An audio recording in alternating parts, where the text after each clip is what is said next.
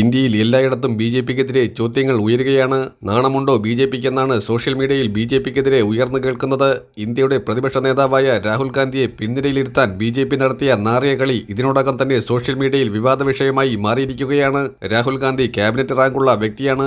Indian പ്രധാനമന്ത്രി കഴിഞ്ഞാൽ പാർലമെന്റിൽ ഏറ്റവും വലിയ നായകസ്ഥാനമുള്ളത് രാഹുൽ ഗാന്ധിക്കാണ്. അത് മറന്നുപോയി എന്ന രീതിയിലാണ് ബി.ജെ.പി കാര്യങ്ങൾ ചെയ്യുന്നത്. 2014-ലും 2019-ലും ബി.ജെ.പി നേടിയ ഒറ്റയ്ക്കുള്ള ഭൂരിപക്ഷമല്ല ഇപ്പോഴുള്ളത്. ഇത് രാഹുൽ ഗാന്ധിയുടെ കാലഘട്ടം കൂടിയാണ്. 2014-ൽ ബി.ജെ.പിക്ക് കേവല ഭൂരിപക്ഷം ഉണ്ടായിരുന്നു. അന്ന് പ്രതിപക്ഷത്തെ പരമാവധി അവഹേളിച്ചു. 2019-ലും അത് തന്നെ ആവർത്തിച്ചു. എന്നാൽ ഇത്തവണ കോൺഗ്രസിന് 101 സീറ്റുകളുണ്ട്. പ്രതിപക്ഷത്തിന് ആകെ 236 സീറ്റുകളുണ്ട്.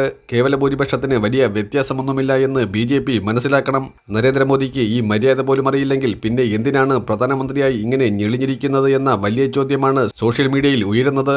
കാര്യങ്ങൾ കൈവിട്ടതോടെ രാഹുൽ ഗാന്ധിയെ ഒളിമ്പിക്സ് താരങ്ങളുടെ കൂടെ പിൻനിരയിലിരുത്തിയത് അവർക്ക് കൂടുതൽ പരിഗണന കിട്ടാനെന്ന മുടന്തൻ ന്യായവുമായി വന്നിരിക്കുകയാണ് ബി.ജെ.പി നേതാക്കൾ. രാഹുൽ ഗാന്ധിക്ക് ഒന്നാം നിരയിൽ തന്നെയാണ് സ്ഥാനം. പ്രധാനമന്ത്രി കഴിഞ്ഞാൽ ഏറ്റവും വലിയ സ്ഥാനം പ്രതിപക്ഷ നേതാവിന് തന്നെയാണ്, അല്ലാതെ അമിത്ഷായ്ക്ക് അല്ല എന്ന് ആഞ്ഞടിക്കുകയാണ് ഇപ്പോൾ സോഷ്യൽ മീഡിയ. രാഹുൽ ഗാന്ധിക്ക് എല്ലാ രീതിയിലുള്ള പിന്തുണയുമായി നിരവധി സംഘടനകൾ എത്തിക്കഴിഞ്ഞു. പ്രതിപക്ഷം ഒറ്റക്കെട്ടായി ഈ തീരുമാനത്തെ അപലപിച്ചു കഴിഞ്ഞു. എല്ലാ രീതിയിലും പ്രതിപക്ഷത്തെ താറടിക്കുന്ന ബി.ജെ.പിക്ക് ഇത് അഹങ്കാരത്തിന്റെ ഭാഷയാണ്. ഇന്ത്യക്ക് സ്വാതന്ത്ര്യം നേടുത്തുന്നത് മഹാത്മാഗാന്ധി ഉൾപ്പെടെയുള്ള നിരവധി സ്വാതന്ത്ര്യ സമരക്കാരാണ്, അല്ലാതെ RSS അല്ല എന്ന വലിയ സത്യം വീണ്ടും ആവർത്തിച്ചു പറയുകയാണ്. ഇന്ത്യൻ പ്രധാനമന്ത്രി കാണിച്ച ഇത്തരത്തിലുള്ള രീതി ഹീനമായി പോയി എന്നാണ് പ്രതിപക്ഷം ഒന്നടങ്കം പറയുന്നത്. ഇപ്പോൾ സോഷ്യൽ മീഡിയയിൽ വൈറലായി നിൽക്കുന്നത് രാഹുൽ ഗാന്ധിയുടെ ചിത്രങ്ങളാണ്. രാഹുൽ ഗാന്ധിയെ അപമാനിച്ചതിന് പ്രധാനമന്ത്രി മാപ്പ് പറയണമെന്ന് എല്ലാ ഭാഗത്തു നിന്നും ചർച്ച ഉണ്ടായിക്കഴിഞ്ഞിരിക്കുകയാണ്.